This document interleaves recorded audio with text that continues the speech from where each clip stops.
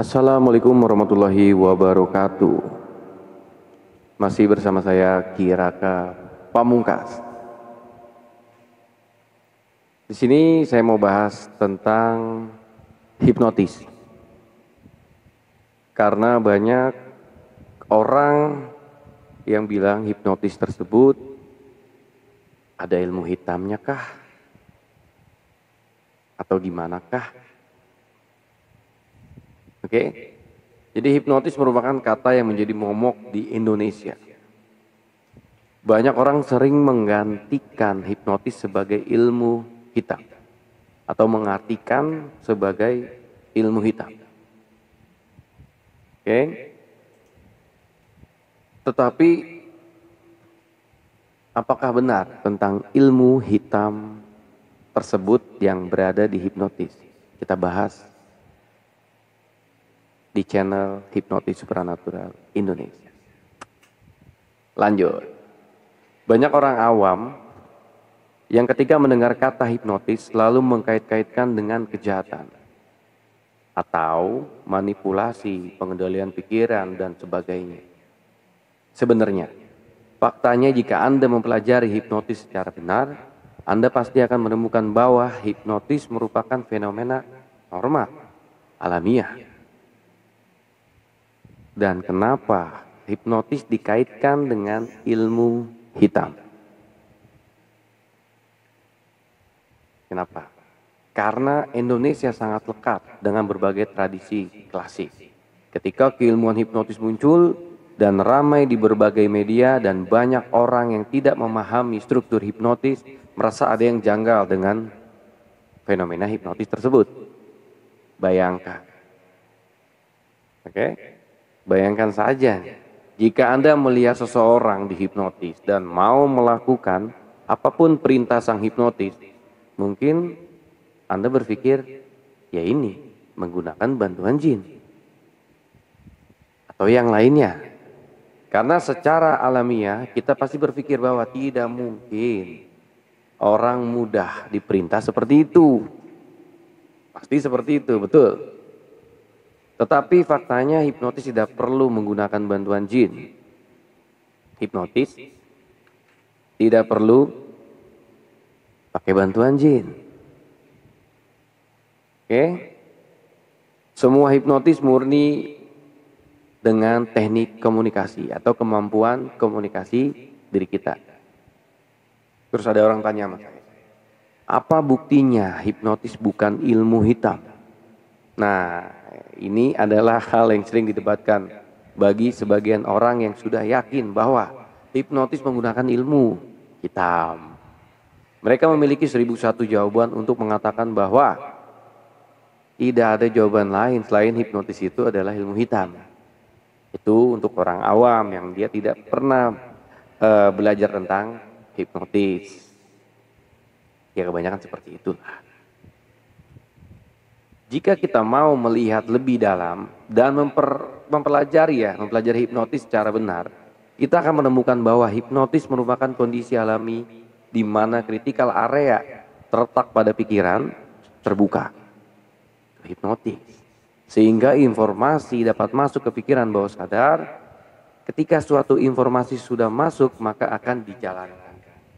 Karena banyak hipnotis, lupa nama, lupa angka, seperti hipnotis entertainment atau stage hipnotis. Seperti itu, jadi tidak menggunakan jin.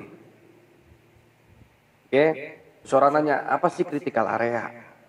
Jadi critical area merupakan filter antara pikiran sadar dan bawah sadar. Yang berfungsi membatasi dan menjaring suatu informasi masuk ke pikiran bawah sadar. Kita belajar dari sejarah.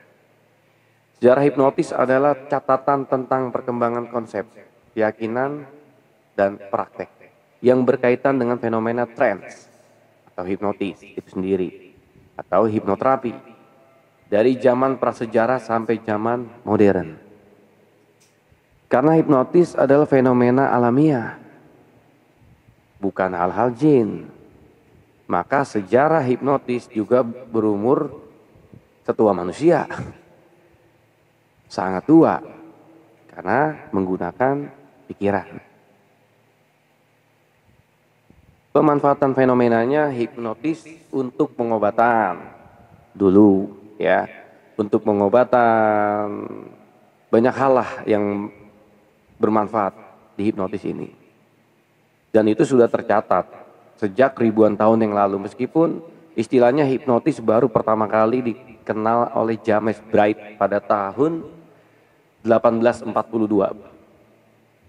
Wow, di negeri barat sudah melakukan penelitian secara modern terhadap hipnotis dari tahun 1842. Tuh, jadi Indonesia itu masih kayak bayi banget.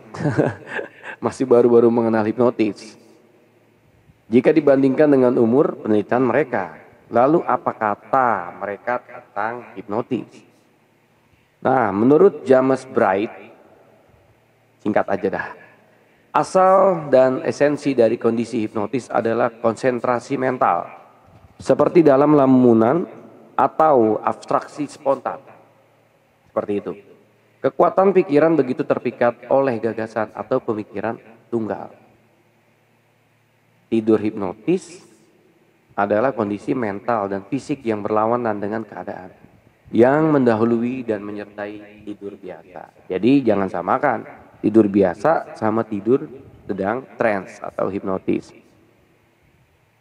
Jadi divisi 30 dari American Psychology Association menerbitkan definisi hipnotis yang berkaitan dengan psikologi manusia pada tahun 2005. Nah, isinya hipnotis biasanya melibatkan pengenalan prosedur di mana subjek diberi tahu bahwa saran pengalaman imajinatif akan dipresentasikan. Jadi harus punya izin. Nah, induksi hipnotis adalah saran awal diperluas untuk menggunakan imajinasi seseorang dan mungkin berisi penjelasan lebih lanjut tentang pendahuluan. Prosedur hipnotis digunakan untuk mendorong dan mengevakuasi tanggapan terhadap saran dan menggunakan hipnotis satu orang atau subjek, dipandu oleh sang praktisi. Untuk menanggapi saran, perubahan pengalaman subjektif, perubahan persepsi, sensasi, emosional, pikiran atau perilaku, orang juga bisa belajar self-hipnotis atau menghipnotis diri kita sendiri. Seperti itu. Jadi hipnotis tidak menggunakan jin. Hanya menggunakan teknik komunikasi. Biasanya disimpulkan bahwa hipnotis telah diinduksi. Banyak yang percaya bahwa respon dan pengalaman hipnotis adalah karakteristik ya, seperti itulah dari keadaan hipnotis. Sementara beberapa orang berpikir bahwa tidak perlu menggunakan kata hipnotis sebagai bagian dari induksi hipnotis. Yang lain menganggapnya yaitu hal penting. Dari penelitian yang mereka lakukan pada kita, perhatikan bahwa hipnotis merupakan suatu teknik untuk menghasilkan kondisi hipnotis. Teknik ini memanfaatkan konsentrasi yang kemudian diberikan saran-saran atau sugesti. Dari sini kita bisa pahami ya, bahwa sebenarnya hipnotis adalah kekuatan sugesti. Jadi bukan jin dan bukan apapun. Karena kalau ada orang bilang jin ya pasti dia awam. Oke. Jika hipnotis menggunakan sugesti, di mana ilmu hitamnya? Apakah membutuhkan sosok gaib agar sugesti itu bekerja? Tidak. Untuk sugesti dapat menjadi ampuh tidak dibutuhkan sosok lain selain diri kita sendiri. Dan untuk merancang sugesti yang baik dan tepat, kita harus mempelajari beberapa struktur sugesti dan kondisi penerima sugesti tersebut. Jika kita sudah mengetahui karakteristik lah intinya. Aduh, susah nyebut kata itu sebenarnya. Sang penerima sugesti atau subjek. Oke, kita dapat dengan mudah menyusun sugesti yang cocok untuk dia. Ini seperti itu. Yang penting karakternya kita sudah tahu. Nah, sebut karakter aja dah. Jadi kalau karakteristik kadang-kadang susah. Lidah ini tidak mumpuni. Jok sedikit. Jadi masih berpikir kalau hipnotis itu ilmu hitam? Tidak kan? Oke. Intinya seperti itu.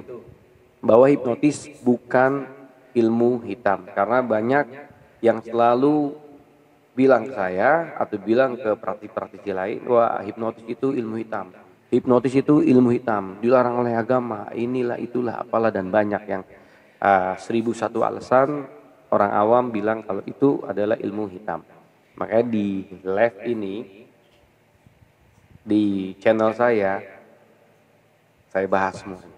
Biar paham, biar jelas. Kalau hipnotis itu hanya menggunakan teknik komunikasi, teknik sugesti yang dapat diaplikasikan, yang dapat mempengaruhi pikiran orang lain dengan persetujuan dari sang subjek tersebut atau sang subjek tersebut. Oke, nanti kita gabung lagi untuk tema-tema selanjutnya yang lebih bagus, lebih menarik. Jadi yang mau tanya-tanya langsung aja komen. Langsung komen di komentar. Oke, langsung komen di komentar. Jangan lupa di subscribe, komen, dan di like. Supaya saya bisa lebih membuat konten-konten yang lebih bagus lagi. Yang ingin ada bertanya juga bisa langsung di komen, nanti kita bahas pertanyaan itu. Mantap. Assalamualaikum warahmatullahi wabarakatuh.